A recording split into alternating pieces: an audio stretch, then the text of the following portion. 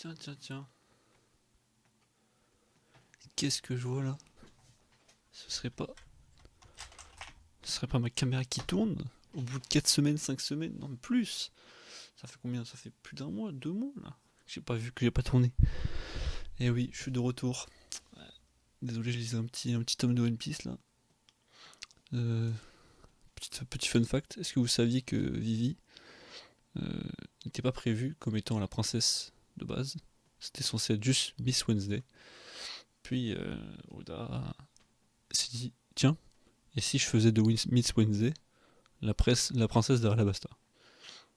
Et bah voilà, il a fait ça juste parce qu'il trouvait que ça rendait bien, mais de base c'était pas prévu. Et si vous relisez, je vous invite à relire, bah ça se voit vraiment que Miss Wednesday, enfin elle est un peu plus conne que Vivi, tu vois. On peut se dire oui, elle joue vraiment bien son rôle, mais non. Au début ça se voit vraiment. Bref, je suis de retour. Euh, Bah j'ai pas tourné pendant longtemps. J'avoue que le premier chapitre que j'ai loupé en vidéo, c'est parce que j'étais malade de fou et j'avais vraiment pas la force de tourner une vidéo, malgré le chapitre de fou. Enfin, les 2 chapitres de malade qui ont eu lieu, que j'ai pas fait de vidéo. Et le deuxième, bah, c'était parce que j'avais pas fait la première vidéo, je manquais aussi un peu de temps, je savais pas trop quoi faire. Est-ce que je tournais une vidéo du chapitre d'avant ou est-ce que je tournais une grosse vidéo avec les 2 chapitres? Bref, je sais pas trop quoi faire. Et en fin de compte, j'ai rien tourné. Ensuite, il y a eu les 4 semaines de pause. Je me suis dit, je vais faire des trucs. J'ai rien fait. Et puis finalement, je me suis dit, bon, tant pis, je vais attendre que le prochain chapitre sort et je ferai une vidéo. Donc voilà. Aujourd'hui, on va parler du chapitre 1087, le retour. Et on fait un retour où on parle plus de la rêverie. Voilà, un petit changement, on aime bien, ça fait un peu respirer, avec toutes les révélations qu'on a eues. D'ailleurs, j'ai réussi à trouver un moyen de parler de. Enfin, en gros, on va parler des chapitres que j'ai ratés à la fin de chaque vidéo. Je vais faire un petit passage sur un des sujets que j'avais envie de parler sur les chapitres d'avant. Euh, Parce que voilà, je trouve quand même qu'il faut parler des chapitres d'avant, les deux que j'ai ratés en vidéo. Parce que c'était des chapitres vraiment intéressants. Bon, la page cover, j'ai rien à dire. Hein, ouais, juste Ace, c'est cool, voilà, tout ça. Hop, les capybaras, tout ça, c'est bien gentil. Le chapitre, du coup, il commence sur la base du G1. Ah, faut bien se rappeler que la base du G1, actuellement, c'est le quartier général de la marine. Avant, c'était juste le G1. En gros, c'était bah, le premier quartier de la marine qui a été fait et qui était juste au bord de Redline, dans le côté Nouveau Monde. Et du coup, bah, ils se sont juste fait une petite base ici. Et vu que Marineford a été détruit, ils ont fait de ce quartier le quartier général de la marine. Et en fin de compte, c'est le meilleur endroit parce qu'il se trouve dans le Nouveau Monde. Et c'est là où les événements se passent, donc ça paraît logique. On voit on apprend que l'entraînement qu'a eu Aokiji avec Garp, bah, c'était avec des punching cuirassés. Donc pas besoin de punching ball. Eux, c'est des punching cuirassés. Ils se fracassent la gueule avec des navires de guerre. Faut pas oublier que ils sont faits en kairoseki. Hein. Ils doivent les fracasser. Pas de haki, pas de fruits du démon. Et c'est du kairoseki. Enfin, le kairoseki, c'est quand même un des matériaux les plus durs de One Piece. Euh, Ce qui est assez particulier, hein, parce que c'est un matériau qui n'existe pas dans tout le monde, du coup c'est difficile de s'imaginer ça. Mais enfin, il y a très peu de gens qui peuvent le casser. Enfin, ça peut même protéger des gens qui sont très très forts. Tu leur mets du Kairoseki, ils peuvent pas faire grand chose. D'ailleurs, on n'a jamais vraiment vu de passage où des personnages arrivent à détruire des chaînes en Kairoseki, tout ça. On l'a vu, bah, du coup, avec Luffy à Wano, où il a détruit son collier qui était en granit marin. Donc il l'a attrapé comme ça, il l'a broyé. Donc on sait que les personnages qui sont vraiment forts peuvent le faire. Mais par exemple, bon, c'est normal, mais par exemple Zoro à Alabasta, quand il était dans la cage, il pouvait pas couper le Kairoseki. Est-ce que Zoro peut couper du Kairoseki maintenant? En vérité, je sais pas, hein, je ne sais pas. Euh, c'est, c'est... En fait, il faut bien qu'il y ait une limite à ce matériau, mais on ne sait pas à quel point certaines personnes peuvent le détruire ou pas. Bref, c'était un aparté sur le Kairoseki. Mais du coup, là, ils sont en train de frapper des bateaux, bam bam bam. Euh, et bah, ils montrent bien que, comparé à des empereurs, enfin, comparé à des empereurs, Shanks c'est un autre, c'est un autre Shanks et Barbe Noire peut-être c'est d'autres sujets parce que c'est les nouveaux empereurs. Mais on parle des empereurs de l'ancienne génération, que sont Big Mom, Kaido, et même Barbe Blanche, on peut le compter dedans peut-être. Ça se voyait très bien que eux, ce sont des empereurs qui sont nés, enfin surtout Kaido et Big Mom, c'est des gens, ils sont nés, ils étaient des putains de monstres. Et évidemment, ils se sont entraînés, il n'y a pas de souci tout ça, et ils sont devenus aussi forts parce qu'ils se sont entraînés. Mais d'autres personnes, comme du coup Garp et Aokiji, sont devenus ce qu'ils sont parce qu'ils se sont entraînés de fou. C'est ça que j'aime bien aussi avec la marine, c'est que la marine, en fait, quand t'es dans la marine, j'ai l'impression, à la marine, c'est que des bosseurs. Enfin, grand respect aux empereurs, tout ça, mais j'ai l'impression que la marine, c'est juste des gens, des lambda qui se sont dit, moi j'ai envie de protéger les gens. Après, il y en a, ils ont des ambitions un peu différentes d'autres personnes, mais ils sont tous des bosseurs à charbonner pour être forts, quoi. Et ça c'est, enfin, on peut qu'apprécier ça, quoi. Bravo à eux. Et donc du coup, bah, Aokiji qui s'entraînait avec Garp. On verra qu'après, bon, ils étaient pas,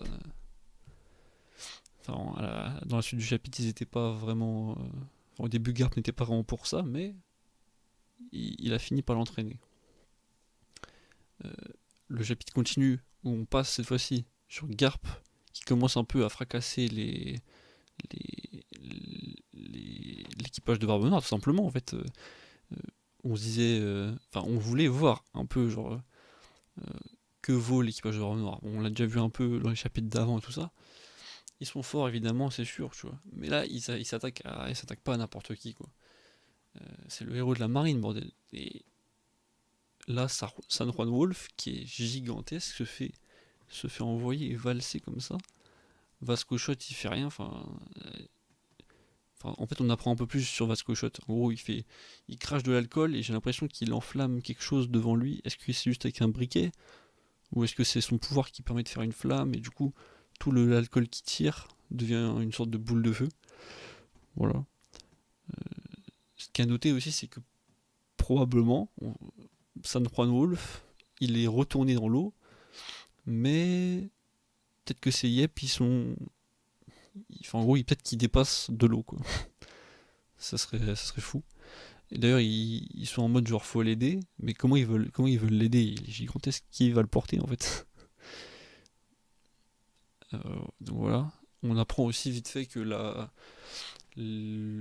Avalo Pizarro, avec son Shima Shima no Mi, là, son fruit des monts de l'île, on l'avait déjà plus ou moins vu, mais là on le voit, enfin il le dit directement que ça le brûle, ce que vient de faire Garp, donc euh, il reçoit les dégâts de ce qui se passe sur l'île. Euh, c'est intéressant. Mais du coup, à quel point il reçoit les dégâts? Parce que il les reçoit, j'imagine, en tant que personne qui est gigantesque, du coup ça lui fait mal, mais qu'à un petit endroit, du coup ça va. Alors, bref, Garp trop badass quoi. Ensuite, bah, t'as Kujaku qui lui dit que c'est bon, tous les civils ont été pris, ils peuvent se casser. Du coup, Garp, bam bam bam, il appelle Kobe, Hermep et Groose. Il leur dit venez, on se casse.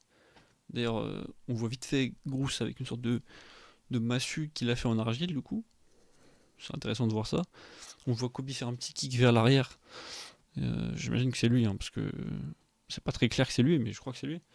C'est très stylé. J'aime bien ces coups de pied qui sont faits dans One Piece. On a déjà vu Luffy faire un kick comme ça. Et c'est qui que j'ai déjà vu faire un kick comme ça aussi? Sanji, bah, évidemment Sanji. Je trouve la pose elle est toujours stylée. Bon là c'est qu'un petit passage sur une case, mais voilà. Mais Garp se fait arrêter par, enfin Garp et tout ça se font arrêter par Aokiji qui redemande une revanche en gros, le round 2. round 2 contre Garp. Mais Garp, il continue de dire à tout le monde de se casser. Kobe, évidemment, il se fait avoir. Mais moi, je lui en veux pas. Je lui en veux pas.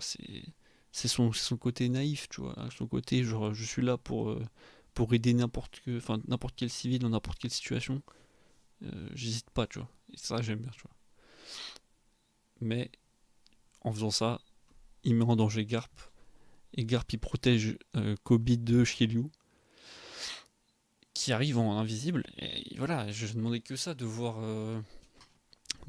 Shiryu depuis ce temps en action. Je me disais peut-être qu'il était peut-être que c'était lui qui était parti sur Egghead quand on savait pas encore, mais du coup on sait. Je crois depuis un des chapitres avant, on l'avait déjà vu. Donc là, il y a San Juan Wolf, il y a Vasco Shot, il y a Avalo Pizarro, il y a Shiryu qui sont là, il y a Okiji du coup. Burgess, il est avec Barbe Noire. Euh, Katharina Devon, elle est avec Barbe Noire. Oui, non, je sais plus. Euh, non, c'est pas sûr pour Katharina Devon, puisqu'on l'a vu avec Barbe Noire quand ils se seront affrontés contre les Séraphim à Amazon Lily, mais ensuite on l'a pas revu quand ils étaient contre l'eau. Contre l'eau, il y avait Doc Q, ça fait 7. Il y avait Burgess, je l'ai déjà dit. Doc Q, je l'ai dit. Il manque qui? Merde. Je sais plus qui il y a. J'ai déjà oublié. Bon, Katharina Devon, du coup, on sait pas où elle est. Barbe Noire, il est là. Mais ça fait. Bon, il manque deux, je crois, que j'ai oublié. Voilà, il y a. Merde, comment il s'appelle? Le tireur d'élite, là. Putain. Comment j'ai oublié son nom? Ça va me revenir. Bref. En gros, il y a ces personnes-là qui peuvent être sur Egghead maintenant, parce qu'on sait que Barbe Noire est parti vers Egghead. Von Augur, il s'appelle, voilà. Et donc là, chez Liu, bam, il transperce Garp. La case, elle est magnifique. Moi, il y a un truc juste qui me choque un peu, c'est que on voit très bien que Oda a représenté Shiryu comme étant une personne invisible, parce qu'il est en mode invisible, mais il transperce Garp, et le sabre, lui, il n'a pas l'effet invisible. Donc le sabre n'est pas devenu invisible. Est-ce que son sabre est devenu invisible parce qu'il était en contact avec Garp? Euh, Ça peut être une possibilité. Est-ce que son sabre il est pas invisible parce que juste c'est comme ça? Euh, bon, moi personnellement, je pense que quand Shiryu a attaqué Garp, il était tout invisible, même son sabre. Mais quand il a touché Garp, son sabre n'est plus invisible. Mais c'est quand même un peu particulier, puisqu'on sait que Absalom était capable de rendre invisibles les choses, même quand enfin, en gros, il avait déjà pris Nami avec lui, il l'avait rendu invisible. Donc pourquoi pas transpercer un sabre dans quelqu'un, et ton sabre est toujours invisible, parce que même s'il est en contact, c'est pas grave, au pire, même Garp devient invisible. Mais bon, là, c'est pas le cas. Voilà, donc ça me choquerait pas que son sabre reste invisible. Mais il est invisible sur ce coup-là. Et en plus, on avait déjà vu que. Enfin, c'est pas un délire comme quoi, genre, les objets ne peuvent pas être invisibles, parce qu'on avait déjà vu Absalom avec des flingues sous les bras. Et justement, ils étaient invisibles. Et même d'ailleurs, il me semble que quand Absalom il tirait avec ses flingues sur ses bras, et bah c'est les balles qu'il envoyait étaient invisibles, il me semble, ou alors je me trompe, mais je crois que c'est ça. Du coup, bon, bref, c'est comme ça. Garp, il lui fait une petite prise de judo. En fait, c'est même pas une prise de judo, juste il attrape par le callback et bam, il écrase au sol. Et d'ailleurs, enfin, on le voit pas, mais Shiryu a repris son sabre.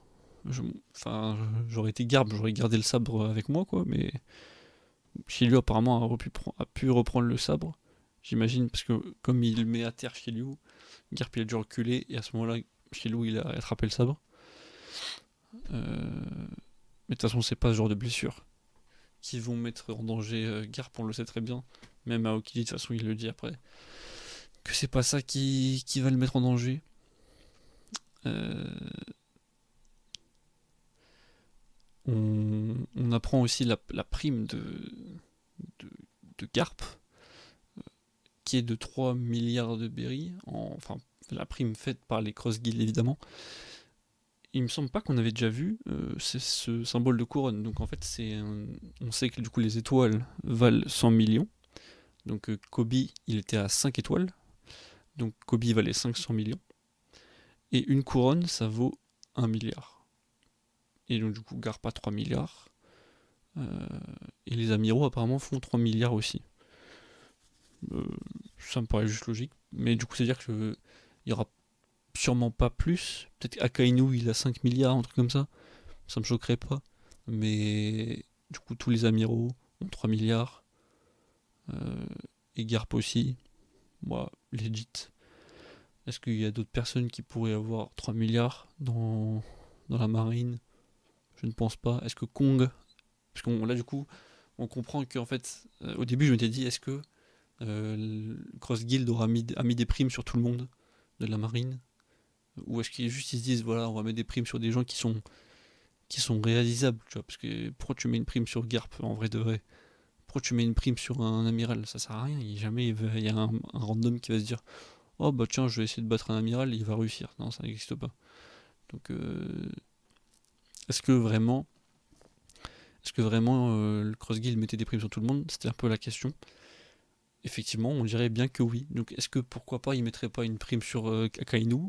Pourquoi il mettrait pas une prime sur Kong? Voilà. On se demande, voilà. Donc, peut-être que Garp, enfin, peut-être qu'Akainu il a 5 milliards, peut-être que ou 4 milliards, mais je dirais plus 5 milliards, et que Kong il a 5 milliards ou 6 milliards. Voilà. Euh, mais du coup, bam, ça repart sur le combat.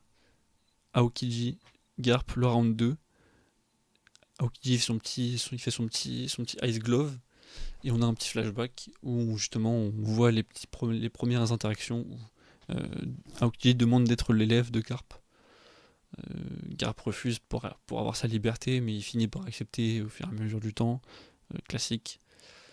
Moi j'ai juste une question en voyant ça. Si je me dis juste que on apprend du coup que Aokiji est devenu aussi fort parce qu'il s'entraînait avec Garp.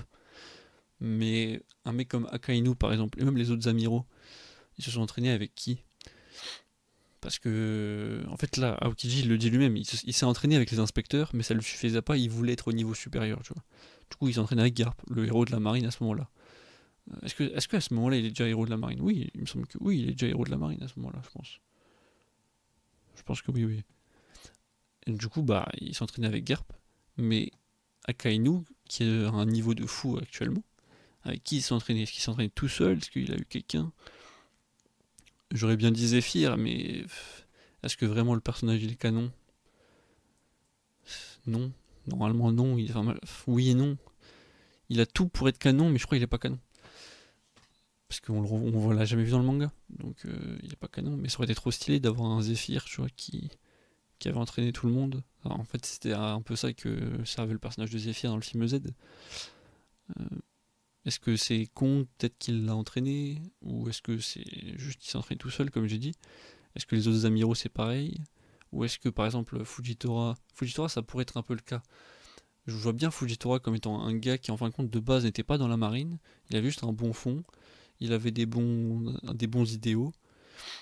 Et il a été repéré par quelqu'un, peut-être Akainu. Euh, il a été repéré par quelqu'un juste parce qu'il était fort et que Akainu, peut-être un jour, ou je sais pas qui de la marine, l'a vu en œuvre quelque part dans le monde, sur une île. Et il était prêt à bien vouloir rejoindre la marine. Enfin, de base, il était peut-être pas prêt pour rejoindre la marine, mais comme ils étaient en manque d'amiraux, bah, peut-être dans les 2 ans, il y a un des mecs qu'il connaissait qui s'est dit, lui, lui là, c'est le bon gars pour devenir amiral, on va lui proposer, et tu peux pas refuser d'être amiral. C'est peut-être le seul mec qui est rentré dans la marine comme as. En vrai. Mais est-ce qu'on vraiment on a une info comme quoi il était déjà dans la marine avant? Je crois pas, hein. Je crois pas, hein. Euh, voilà. On voit que du coup, bah, comme j'ai dit au début, enfin, de toute façon, c'est dans le chapitre quoi, il tape sans fruit démon, sans acquis, mais on apprend que Aokiji, il maîtrise pas le haki à ce moment-là.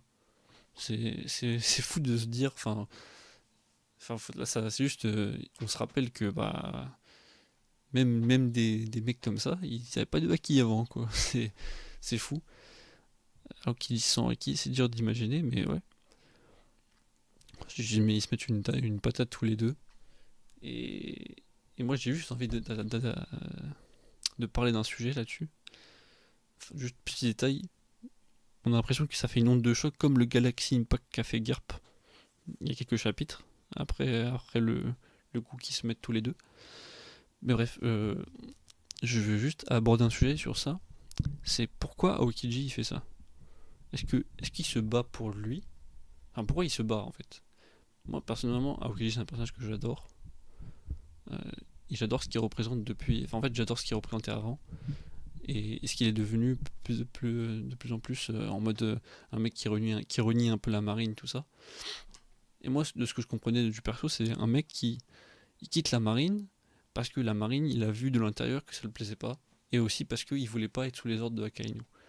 Et il savait très bien que la justice d'Akainu, c'était pas du tout sa justice à lui, quoi.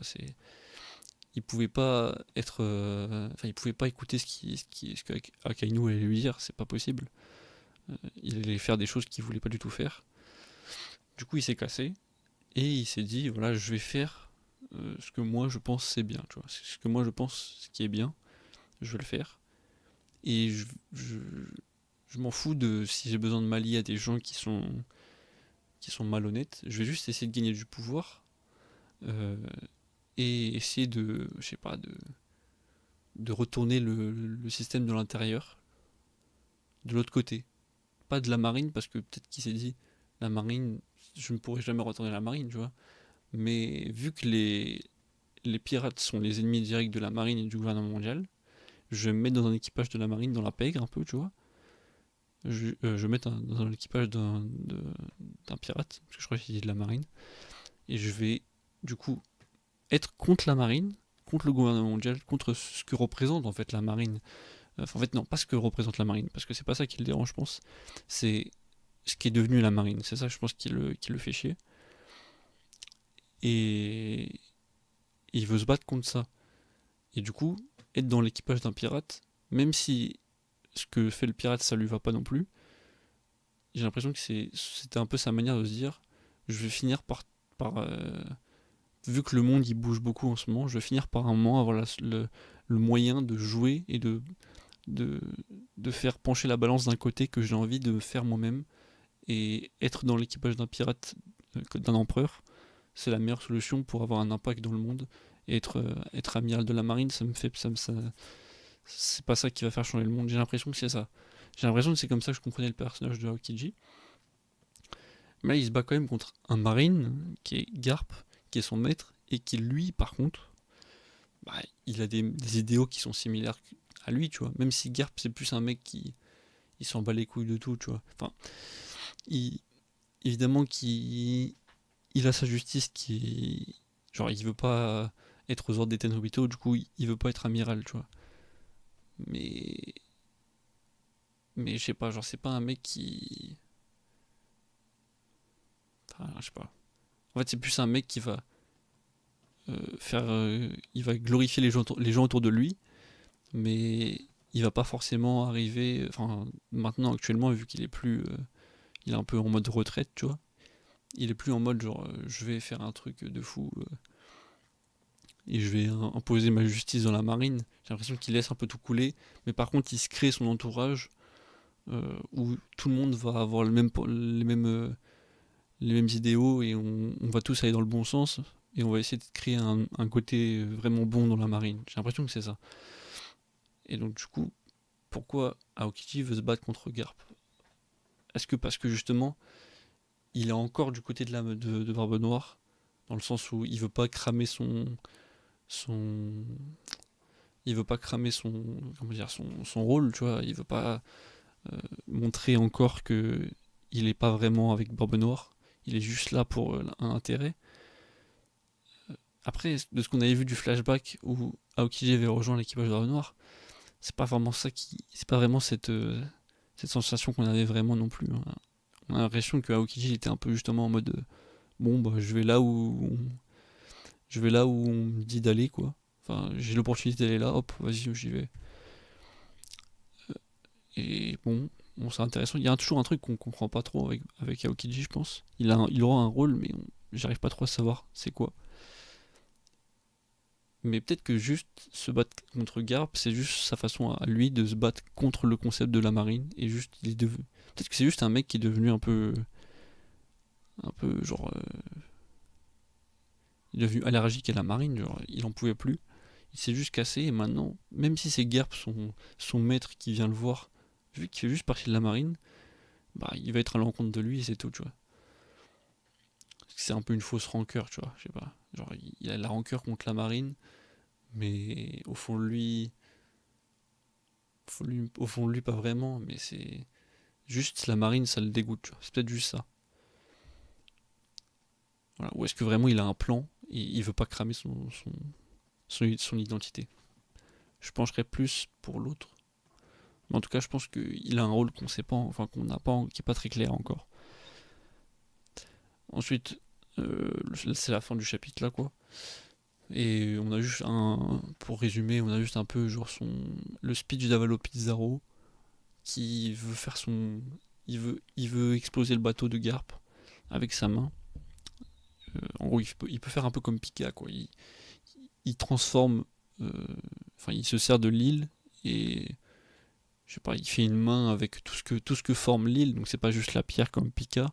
J'imagine le bois, les maisons, même si ça a d'autres matériaux. Tant que c'est partie de l'île, il peut former des choses avec. Et donc là, il forme une main et il veut éclater le bateau. Et il fait un petit speech où en gros, en fait de base, je m'étais dit, ok, le speech de Avalo Pizarro, ça va être un peu genre j'aime pas le mot foreshadowing pour des trucs aussi cons, mais en gros c'est juste ce que là il va dire, ça va vraiment être le journal du jour enfin, du lendemain. Et au début ça paraissait plausible parce que enfin si tu pars du principe que Garb va perdre, ça pouvait être possible. Mais en fin de compte la dernière bulle qui dit où il dit en mode par les effroyables pouvoirs d'Avalo Pizarro, commandant du 4ème navire de l'équipage de Barbe Noire, c'est bon. En fait, c'est faux. Ça ne sera jamais la une du journaux, enfin des journaux. Enfin, d'où ça serait Avalo Pizarro qui et lui tout seul qui serait mis en lumière comme étant le mec qui a battu Garp. Je n'y crois zéro. Donc ça sera pas le cas, je pense. Mais voilà, conclusion en gros de ce chapitre, c'est que Garp il est trop badass quoi. Et personnellement, je, je pense pas qu'il va mourir. En tout cas, j'ai pas envie. J'ai pas envie, c'est sûr. Je trouve que c'est trop. Après, bon, comme Ace, c'était assez obvious qu'il allait mourir. Barbe Blanche aussi. Mais là aussi, c'est trop obvious qu'il puisse mourir. Mais je pense pas que Garp il est fait pour mourir comme ça. Genre, ça serait pas assez bien. Après, comme d'hab, hein, je pense que si Oda vraiment il veut faire mourir là, Garp il va le faire de la meilleure manière. Il est trop fort pour faire mourir des personnages, même s'il le fait très peu. Il est très fort. Ah non, en fait, on se rappelle de Wano et de Iso. Non, j'ai rien dit. Euh, mais l'animé le fait un peu mieux. On va voir ce que ça donne, mais l'animé rend un peu plus hommage à Iso. Euh, mais bref, s'il veut faire mourir Garp, bah, il va bien le faire, je pense aussi. Mais je serais un peu déçu que ce soit là qui meurt, comme ça, sans un événement majeur qui puisse se passer peut-être. Parce que là, actuellement, il n'y a que l'équipage de Barbe Noire qui est sur la ruche. Il y a Shiryu, il y a tout ça, mais il n'y a pas Barbe Noire. Il n'y a pas Barbe Noire, il y a Aokiji, ok. Ok, ça c'est une grande menace. Il y a Shiryu, un petit peu. Mais Avalo, Pizarro, tout ça, grand respect à vous, mais vous n'êtes pas. Après, ça serait une bonne manière de montrer qu'ils sont forts, quoi. Ils peuvent battre Garp, quoi. Et Garp meurt, quoi. Ça serait vraiment une grosse preuve de force, mais je pense pas du tout, même comme Garp, comme Aokiji le dit, qu'ils ont le niveau de battre Garp. Non, non, non. Je pense pas. ils vont pas le tuer. Ils vont l'affaiblir, tout ce que tu veux, mais ils le tueront pas. Et Garp, c'est trop un mec, ça se voit. Enfin, on l'a vu enfin, dans la seule image qu'on a de lui quand il s'est battu à God Valley, où il est comme ça, là, plein de sang, enfin pas grand sourire, mais genre bouche ouverte en mode genre toutes les troupes derrière lui qui sont en mode ouais Garp. Ça se voit que c'est trop un meneur né et genre il se battra jusqu'à la dernière goutte de sang, tu vois. Et je pense pas que c'est l'équipage de Barbe Noire actuellement là, de cette manière, qui vont battre Garp. Sans un petit tricks, tu vois. Voilà. Je pense pas. Et j'ai pas envie. J'ai juste pas envie parce que j'aime trop ce personnage aussi. Euh, mais sinon, pour revenir sur un peu ce qu'il dit, parce qu'à la toute fin, il dit garde ton sang-froid, la justice l'emporte toujours, en parlant à Kobe. Parce que, enfin, j'imagine que il imagine qu'il y aura toujours un moyen de gagner tout ça. Peut-être que c'est lui qui va arrêter la main de Avalo Pizarro. C'est fort probable. Mais là, faut qu'il se dépêche parce que il est quand même couché et la main elle est au-dessus, quoi. Mais voilà. Mais comme répondrait Doflamingo, oui, la justice l'emporte toujours en fin de compte, parce que c'est la justice, enfin c'est le gagnant qui établit ce qu'est la justice. Voilà. Je voulais juste placer ça parce que c'est quand même une phrase de foot de Flamingo. Et là, c'est trop facile de répondre ça. Euh, mais oui, évidemment, la justice l'emporte toujours. Voilà, c'est tout ce que j'ai à dire sur ce chapitre. Maintenant, on va juste vite fait parler euh, du coup d'un petit truc que j'ai envie de dire sur les chapitres d'avant, que j'ai pas fait en vidéo. C'est juste le petit passage que je vais appeler Back to the Throne. En gros, c'est juste des petits passages que je vais parler à la fin des vidéos, où je vais parler des chapitres que j'ai pas fait en vidéo, sur des sujets précis, pour pas que ça dure, parce que je vais pas faire... là, je repars pas pour faire une analyse de chapitre, je repars juste pour parler d'un truc. Là, on va parler du dit, on va parler du dit qui a été un peu plus... on en avait un peu plus, en gros, dans les chapitres derniers. Euh, où on parlait, enfin où Imu a un peu, pas révélé, mais expliqué des trucs sur le dit. On a eu aussi un flashback, on a eu aussi, enfin un flashback de Sabo, Ace et Luffy. On a eu aussi un petit mot de Cobra qui lisait la lettre de Vivi, enfin non, putain, la lettre de Lily, euh, qui a été coupée super bien fait, par le Gorosei ou Imu, je sais plus. Et ça a été coupé et on le voit aussi à l'image. Enfin, en gros, ça cache l'image, enfin, ça cache la bulle. C'est super bien réalisé, je trouve. C'est une super bonne idée. Mais en gros, enfin, je trouve que c'est assez huge qu'on apprend. Enfin, on le savait que le dit c'était les ennemis des dieux, donc les ennemis des Tenryubito, tout ça. Ça c'était logique, on le savait déjà. Imu nous explique juste que actuellement, il y a des gens qui ont le dit, qui le portent, mais ils ont aucune idée de pourquoi ils le portent enfin, ils ont plus du tout les mêmes ambitions qu'à ceux qui l'avaient à l'époque. Elle dit en gros que ce sont que des coquilles vides qui ignorent la signification de ce nom, mais ils posent quand même problème parce qu'ils sont tous à la recherche, enfin pas tous, mais ils sont un peu à la recherche du poneglyphe. Ils ont quand même cette envie d'être contre le gouvernement. Et elle dit que c'est le résultat de ce qu'a fait Lily, quoi. Mais euh, mais il y a un truc que je trouve intéressant, c'est le truc qu'on voit dans le flashback parce qu'après, une fois que Cobra a révélé que Lily, elle était un dit, et donc que du coup la famille Nefertari entière ce sont des dits. Cobra est un dit, Vivi est une dit, euh, et bah du coup il dit que ce sont des dits, et que du coup il sait ce qu'est l'avenir, enfin il sait ce qu'est le rôle d'Alabasta, quoi. Et ensuite on a un flashback de Sabo qui se rappelle d'un moment où il a une discussion avec Ace et Luffy, où en gros Sabo il dit moi j'ai pas de dit et vous avez tous les deux un dans votre nom. Et moi il y a un truc qui personnellement j'ai pas l'impression d'avoir entendu beaucoup parler de ça. Enfin j'ai pas l'impression que beaucoup de gens en ont parlé. C'est que il y a Luffy, je crois que c'est Luffy qui dit ça. Je pense pas que c'est Ace qui dit ça.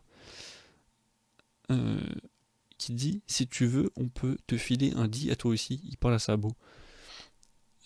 Moi personnellement ce que m'a fait ressentir cette phrase, vu que c'est sûrement Luffy qui le dit, et que je sais pas comment dire, j'ai l'impression que en fait vu que là c'est un Luffy genre très très pas très naïf mais très en fait il a aucune idée de ce qu'il dit à ce moment-là Luffy tu vois, mais j'ai l'impression que justement parce qu'il a aucune idée de ce qu'il dit c'est vraiment la vérité en fait. En gros il dit vraiment tu veux un dit bah vas-y mets un dit dans ton nom, et en fait j'ai l'impression que le dit c'est juste une manière qu'a eu l'ancien royaume de se dire on est ensemble et on se bat tous pour un certain truc, on sait pas trop, mais en gros c'est on veut on veut être contre contre le gouvernement mondial ce qui est aujourd'hui, mais on sait pas ce qu'il était avant, mais on est contre eux quoi. Et c'est juste un peu aussi cette comment dire on met ce dit pour symboliser que je sais pas comment dire, on met ce dit pour symboliser que qu'on qu'on vit pour des bonnes choses, je sais pas comment dire. Et que si quelqu'un veut mettre un dit dans son nom, bah, qu'il le mette, et il n'y a pas de souci. En fait, tout le monde peut vivre pour ces ambitions-là. Tout le monde peut vivre pour, pour,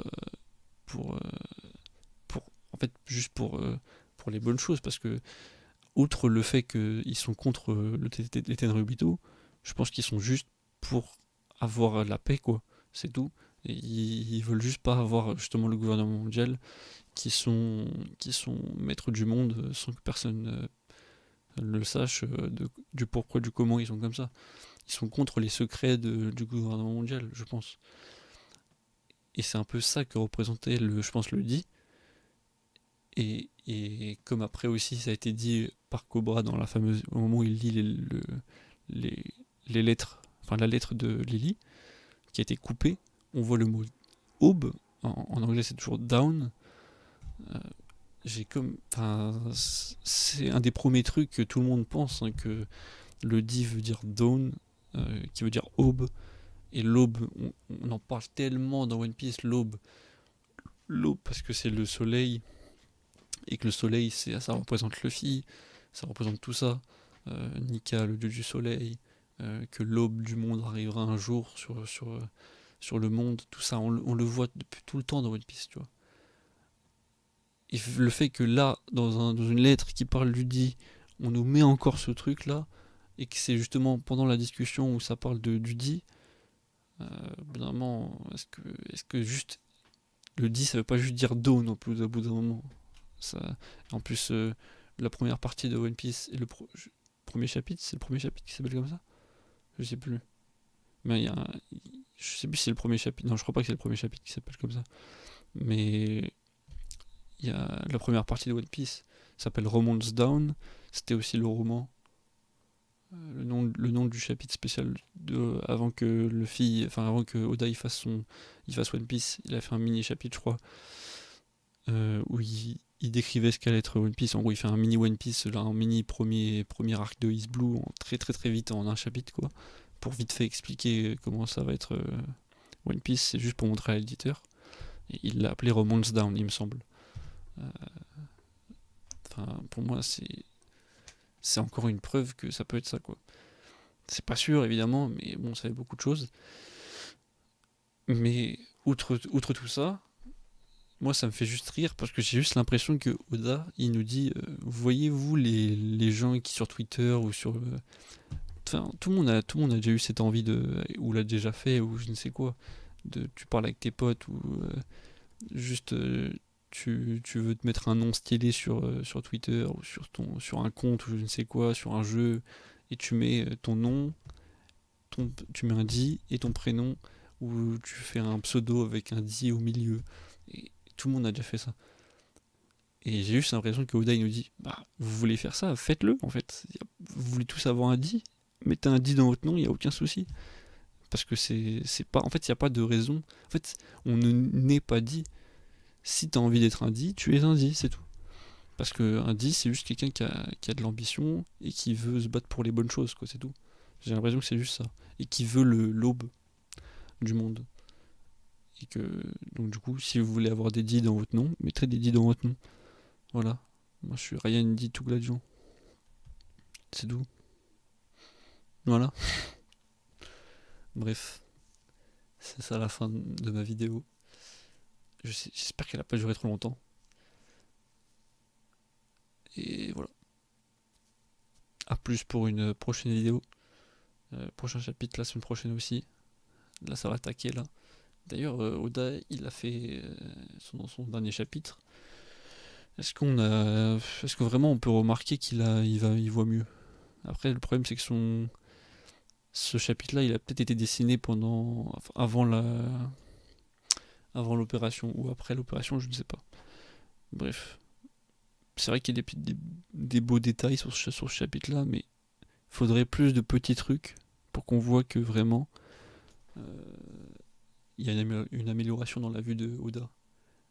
Mais c'est vrai que peut-être, je sais pas, quand on voit les pirates, quand on voit des cases où il y a plein de pirates sur l'écran, c'est vrai que les pirates qui sont en tout petit, avant des fois ils faisaient des brouillons pas possibles, peut-être que maintenant justement, ouais, c'est peut-être un peu plus clair. Voilà. Bon, faudra voir ça dans les prochains chapitres. Moi c'est surtout dans ça que j'ai envie de voir, est-ce que vraiment on voit une petite amélioration dans la vue de Oda. C'est dans les petites choses, dans les cases. Parce que c'est vrai qu'il y avait certaines cases dans les chapitres d'avant où les petites choses, c'était vraiment des brouillons. Là, peut-être que ça va améliorer ça. Bref, à plus pour le prochain chapitre.